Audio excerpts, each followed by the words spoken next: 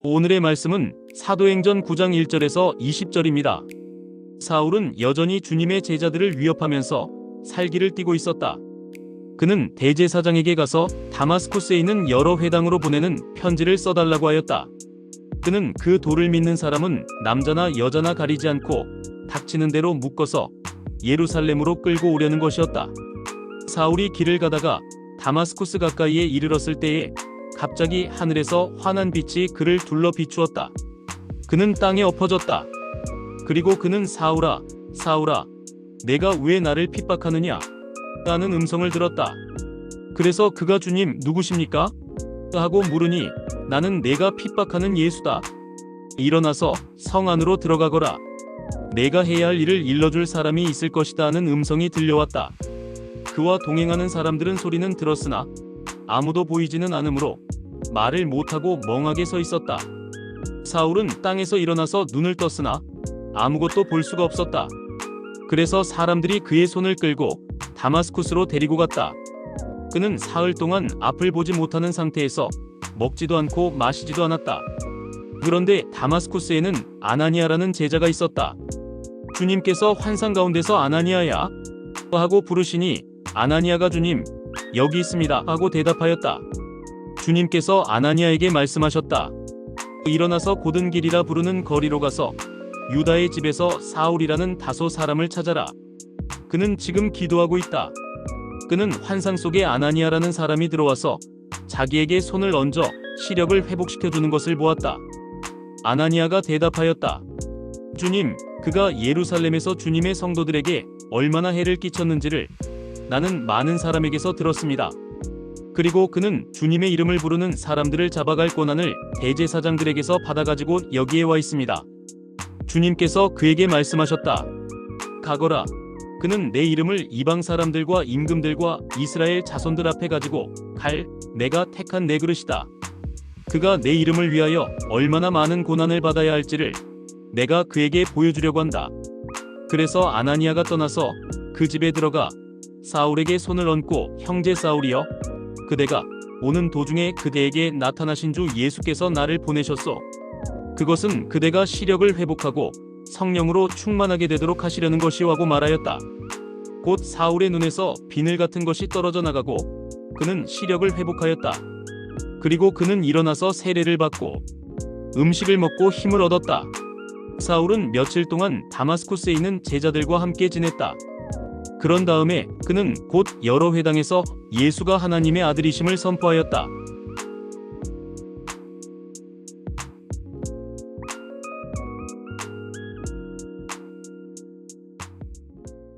회심 이전 바울은 사울이라는 이름으로 불렸습니다.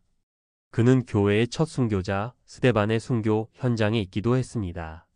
청년 바울은 공권력을 행사할 권한이 없었지만 대제사장을 후견인으로 삼아 자경단 활동을 했습니다. 바리새파 출신의 청년 유대인으로 그는 열성적인 민족주의자였습니다. 시쳇말로 애국 청년, 애국 보수가 잘 어울리는 사람이었던 것 같습니다. 그는 자신의 신념을 위해서 폭력 사용을 마다하지 않기도 했습니다. 유대인으로서 이교도 예수쟁이들을 예루살렘으로 끌고 가려던 모습에서는 그의 편협한 열정이 느껴집니다. 그의 모습이 낯설지 않은 까닭은 오늘날 우리 사회의 고정관념에 사로잡힌 모습과 크게 다르지 않기 때문입니다. 그랬던 그가 환상을 경험한 이후 완전히 달라진 인식을 보입니다. 눈이 멀어 앞을 볼 수 없었고 사흘 동안 죽은 듯이 지내야 했습니다. 마치 예수님께서 사흘 동안 사망 가운데에 계셨던 것처럼 바울도 유사한 경험을 합니다. 바울은 그토록 증오하던 예수님에 관한 편견을 철회해야 했습니다. 그건 어떤 면에서 자기 자신의 오래된 인식을 부정하는 것입니다.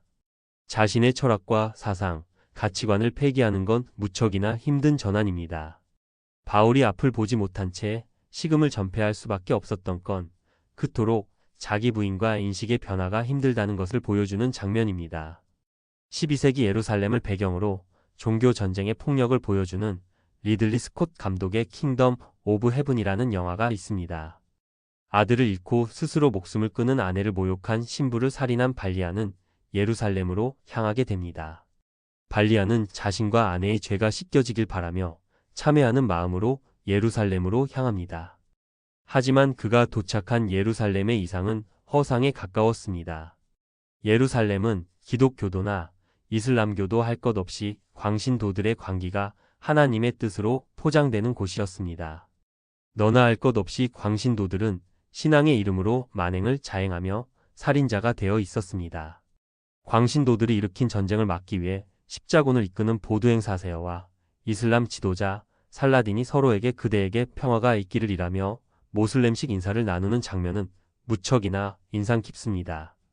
그 과정 중에 발리아는 참된 선량함은 올바른 행동과 옆에 있는 사람들을 돕는 용기에 있다는 것, 그리고 자신이 매일 행하는 바가 선함과 악함을 판명하는 기준이 된다는 깨달음을 얻습니다.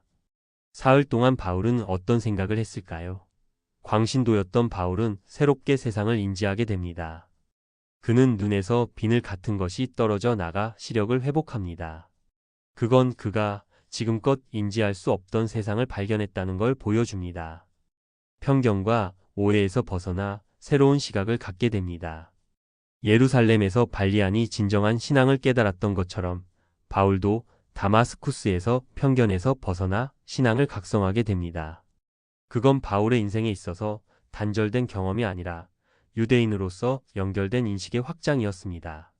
인생의 터닝 포인트라고 할 수 있을 만한 사건과 경험이지만 과거와 현재, 미래가 분절되어 있지 않고 하나로 연결되어 있는 여정으로 느껴집니다. 바울이 다마스쿠스에서, 발리안이 예루살렘에서 얻었던 그런 경험처럼 말입니다. 누구에게나 살아온 과거의 경험이 미래에 일어날 사건의 단초가 되고 인식을 전환시키는 것을 말입니다. 그래서 오늘 하루 순간순간이 소중하고 값진 것만 같습니다. 회심은 단순한 종교적 경험을 넘어 세상을 바라보는 전체적인 시각의 변화입니다.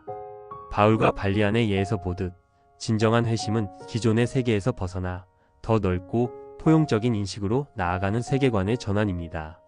이러한 인식의 전환은 어쩌면 우리 모두에게 필요한 영적 성장의 핵심일지도 모릅니다.